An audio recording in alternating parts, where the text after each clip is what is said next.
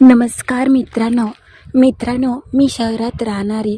माझं नाव अमृता. सगळे मला लाडाने अमृताच म्हणायचे.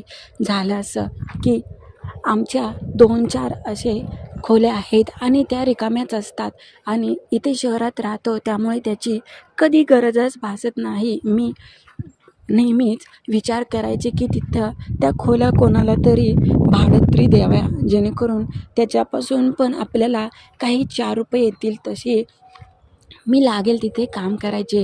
ही गोष्ट साधारणतः 2 ते 3 महिन्यांपूर्वीची आहे, ज्यावेळेस मी त्या खोली भाडेतरी दिल्या आणि नवीन भाडेकरू आला. त्या दिवशी घरी मी एकटे होते. मी त्याला नेहमी ओरडायचे की रूम वगैरे स्वच्छ ठेव, झाडून काढ आणि घर स्वच्छच असलं पाहिजे. त्यावेळेस मग काय, मी त्याला नेहमी ओरडायचे आणि जाता येता कामावरून बोलायचे. त्यावेळेस तो म्हटला, तुम्हाला माझा विश्वास नाही ना, चला खोलीमध्ये. त्यांनी मला रूम दाखवाय नेली आणि त्या भाडेकरूंनी मला काय काय केलं आणि पुढे तो दिवसभर आणि रात्रभर मला कसा आनंद देऊ लागला, तीच कथा आज मी तुम्हासनी सांगणार आहे. त्याच्या आधी जर तुम्ही नवीन असाल आणि चॅनलला अजून लाईक आणि सबस्क्राईबच नसेल केलं तर प्लीज आता लगेच करून घ्या. चला तर मग कथेला सुरुवात करू. मित्रांनो, मी अमृता आहे. दिसायला देखणी आणि सुंदर तर होतेच, मात्र त्याच्यासोबत श्रीमंत पण होते. पैशाची काही गरज नव्हती एवढी. तरी पण मी जिथे राहत होते तिथे आमचे 2-3 अशा रूम रिकाम्याच असायच्या आणि शहरात राहायचे, त्यामुळे इथल्या खोल्यांना खूपच भाडे यायचे. माझी शेजारनी तिच्या पण अशाच 2-4 खोल्या भाडोत्री होत्या. त्याच्यामधून ती भरपूर पैसे कमवायची आणि नेहमी सांगत असायची. मी पण म्हटलं, अशाही खोल्या रिकाम्या आहेत.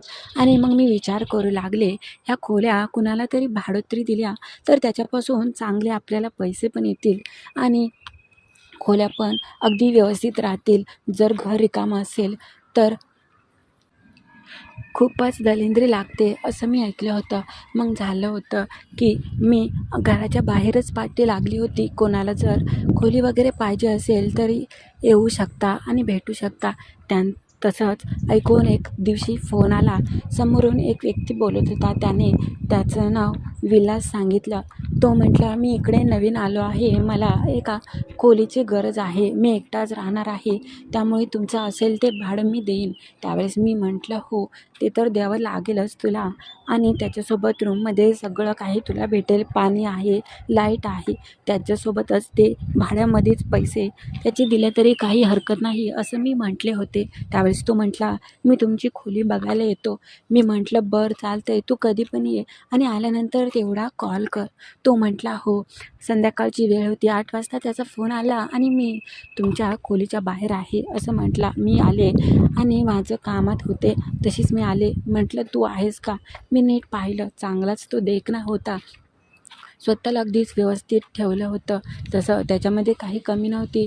त्यावेळेस मी त्याला म्हटलं, हे बघ, इथे दंगा वगैरे चालणार नाही आणि त्याच्यासोबतच इथे बाहेरचं कोणी आलेलं अजिबात मला खपणार नाही.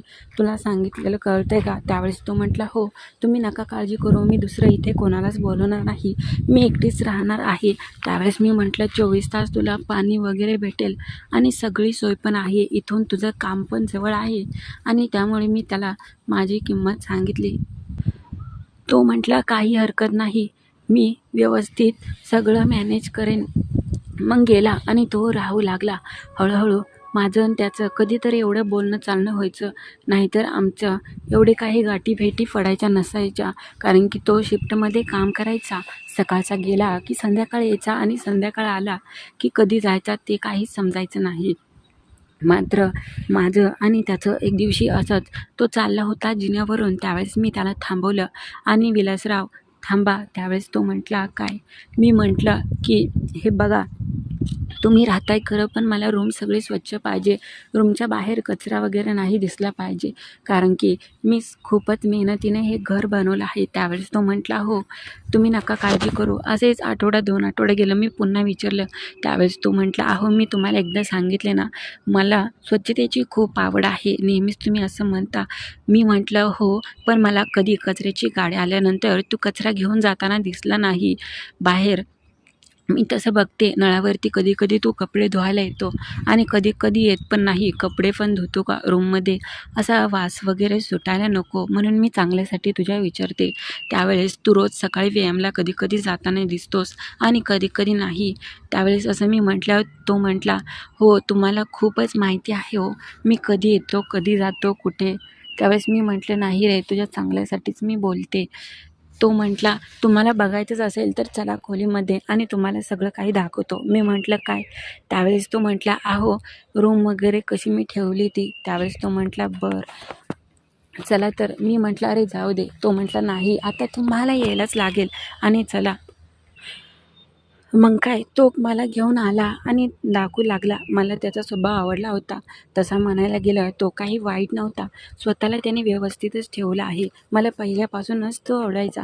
मी जरी एकटी राहत असले तरी माझं पण मन आहे. मला पण वाटायचं कधी कधी त्याने माझ्याशी बोलावं आणि माझा एकटेपणा दूर करावा. मात्र त्या दिवशी तो आला आणि मग काय, मी त्याच्या खोलीमध्ये गेले. खूपच आनंद भेटला आणि म्हटला, आता कसं वाटतंय? छान आहे ना? मी म्हटलं, खरेच मी माझं घरसुद्धा एवढं टापटीप ठेवत नाही एवढं तू आमची खोली ठेवली. खरंच मी तुला खूपच ओरडले, खूपच बोलले. मी विचार नाही केला की तुझ्या मनाला कसं वाटेल. त्यावेळेस तो म्हटला, असू द्या, एवढं तेवढं चालायचंच. मग काय, आम्ही बोलू लागलो. त्यावेळेस मला त्याचा स्वभाव खूपच आवडला होता. मी म्हटलं, एक बोलू का? तो म्हटला, बोला की, त्याच्यात विचारण्यासारखं काय आहे? मी म्हटलं, आज आमच्या घरी जेवायला येशील का? मी एकटीच आहे आणि मला पण भूक लागली नाही. मला पण सोबत कोणाला तरी पाहिजे. त्यावेळेस मी असं म्हटलं. तो म्हटला, हो नक्कीच मी येईन ना. त्यावेळेस मग जेवण झाल्यावरती मी त्याला हाक मारली आणि आम्ही दोघांनी सोबतच बसून आमच्या घरी जेवण केलं. बोलता बोलता विषय रंगले आणि आता रोजच्या प्रेमापेक्षा खूपच मी त्याला प्रेमाने बोलत होती. त्याला पण खूप आनंद झाला आणि चांगलीच आमची मनं जुळली. तो पण एकटाच होता आणि मी पण एकटाच होता. तो भाडेकरू आज मला आवडू लागला होता.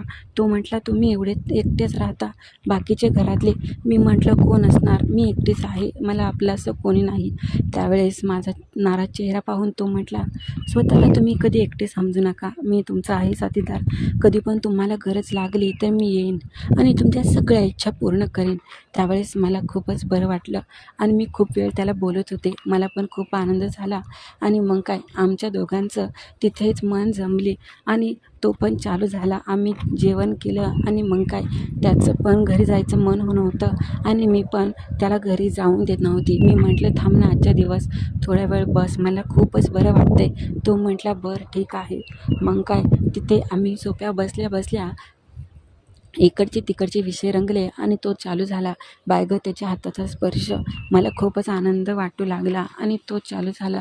वेगळ्याच प्रकारे तो मला सुख देत होता. तो काही थांबायलाच तयार नव्हता आणि तिथे तो चालू झाला. त्याची करण्याची पद्धत खूपच निराळी आणि खूपच वेगळी होती. मी वेड्या पिशासारखी त्याला साथ देत होती आणि त्याने त्या दिवशी रात्रभर तिथे थांबला आणि मला आनंद दिला. तिथून पुढे जेव्हा जेव्हा तो भेटायचा, मला असाच वेगळ्याच प्रकारे सुख द्यायचा. तर कशी वाटली तुम्हाला ही कथा ते नक्की कळवा आणि नवीन असाल तर आपल्या चॅनलला लाईक आणि सबस्क्राईब करायला अजिबात विसरू नका.